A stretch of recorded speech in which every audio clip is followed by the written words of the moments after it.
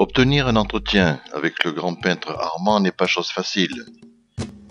À force d'insistance et de persévérance, nous avons obtenu qu'il veuille bien répondre à notre invitation. Nous avons donc profité qu'il soit en villégiature dans notre région, invité à un barbecue party, pour lui poser quelques questions auxquelles il a bien voulu répondre, mettant en exergue son côté farceur. C'est M. Baeza, je crois. Oui, c'est ça. Et vous êtes peintre surgalais, me semble-t-il. Exactement, oui. Vous avez exposé, j'ai vu votre nom à Port-Vendre. C'est ça, vous êtes bien de Port-Vendre. De Port-Vendre, c'est bien. Mais ça. vous êtes originaire de Port-Vendre. C'est-à-dire que je suis originaire de Bordeaux, quoi, hein, mais enfin d'un pays un peu étranger maintenant. Mais encore. Et puis bon, à l'époque, c'était un pays français. Et puis bon, vu les événements, nous avons été obligés de le retirer. Et alors je me suis installé en France dans les mêmes conditions, au bord de la mer. Ah, je crois deviner. Vous êtes d'origine espagnole, non? Oui, du fait de la naissance de mon père à Carthagène. Ah, Carthagène, oui. En Espagne. Carthagène, un port très connu. Oui, Alors, bien. donc, mais comment vous est venue cette passion de la... Vous êtes, semble-t-il, troublé. Vous avez peut-être des Il y fanatiques. a le secrétaire qui me trouble un peu. Ah, exact, oui. Je suis pas habitué tellement à attendre le public. Et puis alors là, je suis vraiment troublé. À l'origine, vous n'étiez pas peintre à l'origine. Oui. Vous avez suivi des écoles. Oui, j'ai fait les Beaux-Arts. Vous avez fait les Beaux-Arts. Les Beaux-Arts à Constantine. Oui. Une école pas trop qualifiée, mais enfin il y avait quelques bons produits. Et puis j'ai tiré du bon et j'ai laissé le mauvais, quoi. Ça fait que bon, j'ai été un élément assez remarquable. Oui, parce que vous avez... Voilà. J'ai lu un article sur, je crois que c'est sur l'Indépendant. Toujours des... Oui, alors donc vous disiez que vous avez fait... Alors reprenons, la saucisse.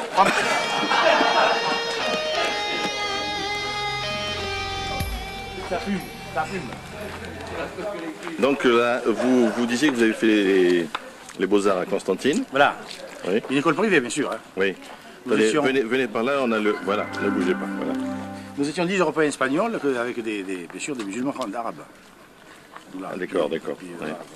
Et donc, bon, c'est quand même original, cette peinture sur galet. Vous est venu comment? C'est un peu spécial. Parce que c'est-à-dire passer de l'art graphique sur papier à l'art sur galet, c'est quand même... Comment vous est venue l'idée, en fait? C'est-à-dire que j'étais un monsieur qui était beaucoup habitué du bord de l'eau, j'aimais beaucoup le bord de l'eau, et puis alors c'était mes promenades quotidiennes, tous les matins avec mon chien, tout ça. Et puis je me suis aperçu qu'il y avait des galets qui traînaient là sur le sable, qui avaient été polis par les vagues de l'hiver et le mauvais temps.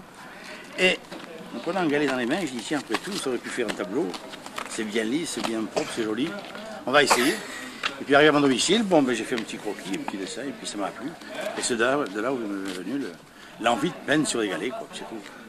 Oui, certes, mais quand même, avoir cette auréole internationale à partir d'une peinture sur galet, on n'arrive pas à expliquer cela. Comment se fait-il qu'on vous connaisse maintenant qu'on vous connaisse maintenant aux États-Unis? On a eu l'occasion de voir à la télévision un reportage relatant l'expansion dans l'origine et en fait cette peinture sur galet. On n'arrive pas à comprendre ça. Oui, bien sûr, c'est bizarre, c'est bizarroïde un peu, mais enfin. Chez nous, bon, beaucoup d'estivants, c'est la cavalcade des vacances. Bon, ça arrive de tous les coins de France.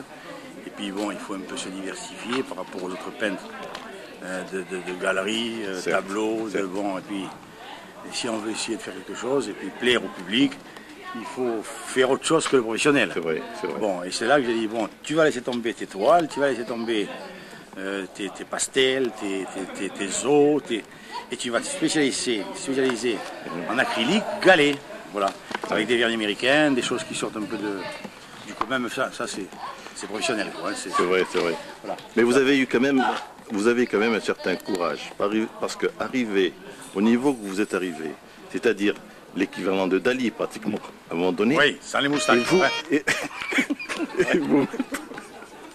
Et vous mettre à peindre sur galet, il fallait faire le pas. C'est exact. Il a fallu avoir un peu de courage, mais enfin ça se passe très bien. Et puis quand on voit qu'on réussit, on s'encourage. J'ai une femme qui est charmante pour ça, qui est là pour le commerce, qui me vend tous mes produits.